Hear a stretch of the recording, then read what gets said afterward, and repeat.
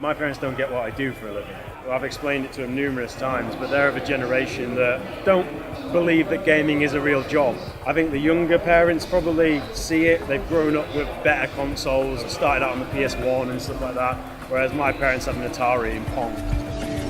Delete him! 1-for-1 trading them over Metaxa, the only member left alive for Excel. M&M looking to end the game. Still have Baron buff available to them. Tosa does a lot of damage, but Metaxa is very, very strong, but they're completely ignoring him. They're going to go on the Nexus. M&M, they're just going to do it. The kings of the UK Masters are going to remain so. Excel fall and M&M take home the trophy. Thank you very much. Well, guys, ladies and gentlemen, your League of Legends UK Masters Summer Season 2017 champions are M&M Gaming. We'd like to present you a cheque of £5,000 as the League of Legends champions for the UK Masters. Of course, our runners-up get £2,500. It was tense, it was emotional, and boy, it was worth watching. But when we come back from a break, we're going to be bringing you the UK Master CSGO Finals. Don't go anywhere, we'll see you right back. The popularity of online gaming has boomed over the last 10 years, but at a slower rate within the UK. Prize funds for competitive class computer games such as Dota 2, Counter-Strike Global Offensive and League of Legends have advanced considerably during this time, with prize funds now over $24 million for Dota 2 alone, and others surpassing millions of dollars in 2017. But as the scene continues to grow, channels such as BBC and BT Sports giving airtime to gaming tournaments, and the introduction of streaming platforms which allow live broadcast of tournaments and players via the internet, such as Twitch.com, have increased eSports popularity, bringing commentators, tournaments and elite players to a worldwide audience. And with the chance of sponsorship and riches, players and managers are keen to become the next champions within the UK and the world. The UK's competitive scene has taken time to develop, but now teams like Vex Gaming and M&M are winning many key UK tournaments hoping to gain recognition on the world stage. What was once a bedroom hobby has now become a professional mainstream sport in certain areas of the world, but not in the UK. We came to the Birmingham National Exhibition Centre, which was hosting two of the UK's biggest eSports events, Insomnia and EGX, to find out why. I'm Heather Naysayers. I'm a caster and TV presenter for eSports at events and on TV as well. What really got me interested in eSports really was sports initially when I was a child. I like that competition, the production of it, watching it, being a part of it. And then when I was a little bit older, I fell into the gaming and then realised, hey, I can actually be competitive not only in sports but gaming. So it kind of stemmed from there really. I remember watching the first ever CSGO majors, Fnatic, and the casting and the atmosphere kind of drew me in a lot more, and that's kind of how I fell into it really. I am Steve James, also known as Jacob the Bear. I am Head of Marketing for Esports and Gaming at eBar.com. I started out as a semi-pro Halo player with a group of friends, sort of taking it beyond hobby to competitive. So I've always been interested since about Halo 3. I am Mark Weller, also known as Dr. Sodium. I am a professional Hand of the Gods player and owner of Vex Gaming.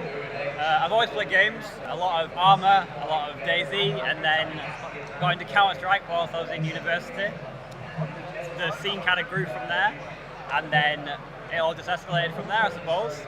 So professionally I play Hand of the Gods. It's a tactical card game and it's very much a mental game. My name is Calvin Chung, and my alias is CalCal, and I'm the director and founder of M&M Gaming. Today we're going to compete in the ESL Premiership League of Legends, where we are the reigning champions twice in a row. So hopefully today will be good to make it 3 times. And then on Sunday we're going to be here for Overwatch on the Twitch stage. Last Insomnia, which was in August, we competed at UK Masters, and we ended up winning the Series 3-2 somehow. That was actually really great because it's one of the only tournaments we've actually never won and always come second in, so for me it was a big moment. We also won the Overwatch at Insomnia 61, so again, we've never won Overwatch, we've always come second, and again, that's a really proud moment for me and the players. Just like football in the UK and baseball in the USA, each country has different preferences when it comes to esports. This can be for a number of reasons. So, I mean, there's a lot of popular games within esports, all for their own reasons. In different regions and, you know, different parts of the world will have different reasons as to why they're the popular games. So you'll see that CSGO, Counter-Strike Global Offensive, its kind of third version of Counter-Strike, has been one of the most kind of paramount esports titles that has definitely drawn in an audience. So CSGO worldwide is known. It doesn't require a powerful PC to play. Other games that are really popular that you'll see that have the most viewership on platforms like Twitch and on broadcast are things like League of Legends, your MOBAs, your Dota 2s. You'll also see, Call of Duty was in the prime back when esports was really starting. It's kind of plateaued off a little bit, but it's still one of the biggest esports titles. But we are seeing a rise of other ones as well. You'll know PlayerUnknown's Battleground is having a feature at Gamescom, and other games such as Hearthstone, which doesn't require really any technology to play. So they're massive titles, all in their own reasons as to why they are as well. Some games are more difficult to follow than others for audiences unfamiliar with the more hardcore games of the esports scene.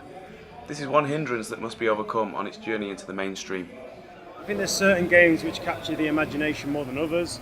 The general public is more into the first-person shooters because they can understand counter-terrorist versus terrorist. And I think it is sticking to the classic, your CS. That's something which everyone can understand, and I think you need to bring FIFA as another example. These are the things that people can get and to actually pick up on. I think you've got to wean them into esports because it is a new concept to a lot of people. I would say there's two parts. There's entry-level esports such as FIFA and Rocket League, and they're not entry-level because they're bad esports. They're just very easy concepts to understand. Whereas League of Legends is very, very difficult. How can you explain that to someone who doesn't understand what's going on? When you see a ball being kicked around, that makes so much sense. Football is a global institution that's been around for years on years. Your parents teach you it. You know, it's in schools. Until there's esports in PE is an example, or IT is converted to esports as a concept. I don't think it's going to be a long while before it becomes mainstream. I think it's more popular and I think people enjoy watching it, but sustained viewership, adults that say watch what their kids are into and then continue to watch it, I don't think that's going to happen very often. It's more, I think the younger generation are going to take it forward, and then the next 50, 100 years, that's when it starts to become recognised as what it should be. Esports in general has always had a cultural stigma attached, one that is still present today. I think esports in the UK is kind of lacking just due to, I suppose, people's outlook on it. I mean, you've got parents that look at it and think, oh, he's just been a lazy child, he's not going out doing anything, he's just playing games, when if you look at it on a bigger level, it's so much more than that. I think the UK's got a lot of growing up to do, but currently we're at a great boom economically, and in terms of mainstream media covering us, I think it's going to help us grow a lot. My career is esports. I market to esports and gaming for a living, and I think even my parents don't get what I do for a living. I've explained it to them numerous times, but they're of a generation that don't believe that gaming is a real job. I think the younger parents probably see it. They've grown up with better consoles, started out on the PS1 and stuff like that, whereas my parents have an Atari and Pong. So they can't justify that that's a career.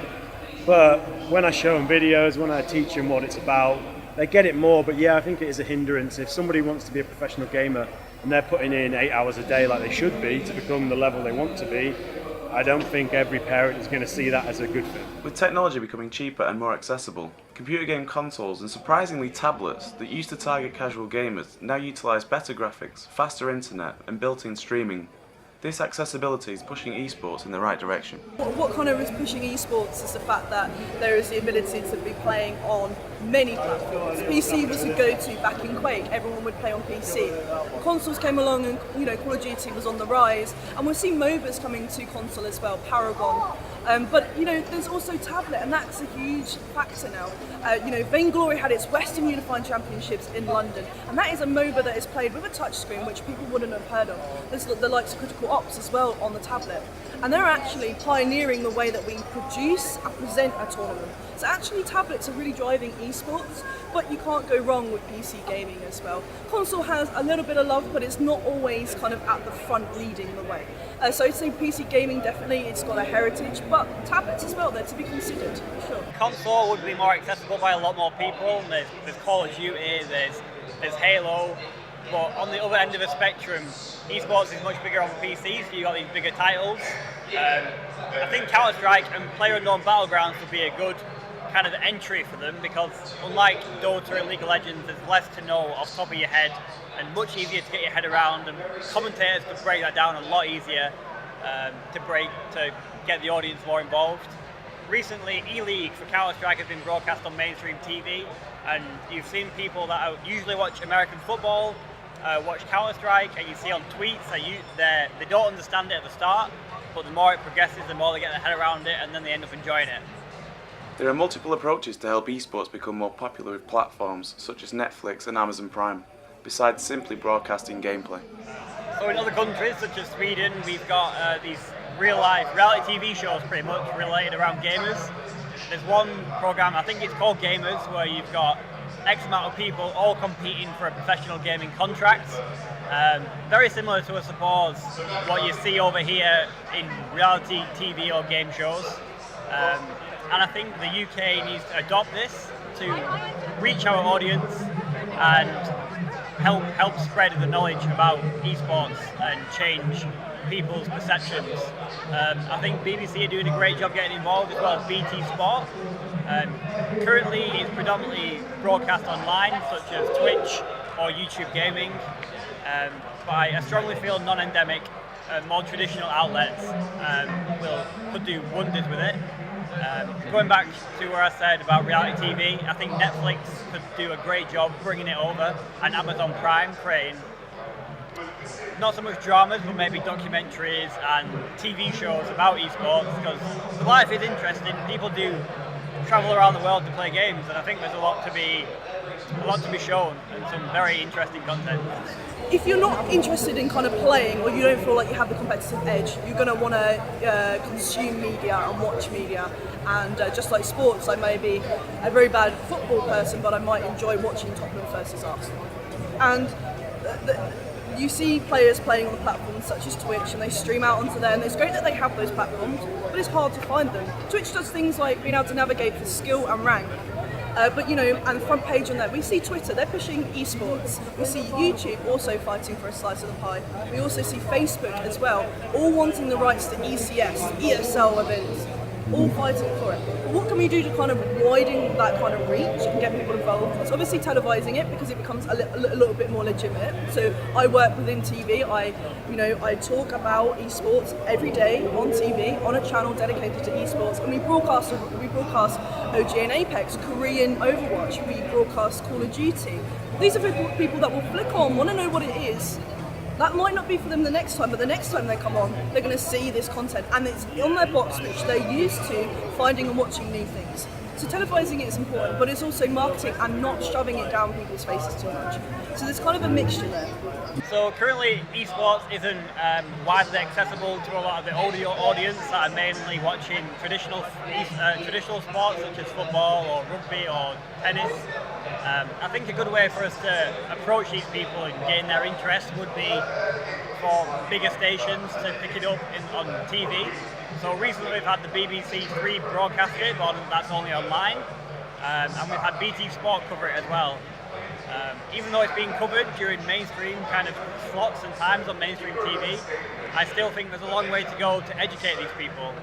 So one way to do this would be to get commentators to break the game down mid-game, so everyone knows what's going on and understands it better.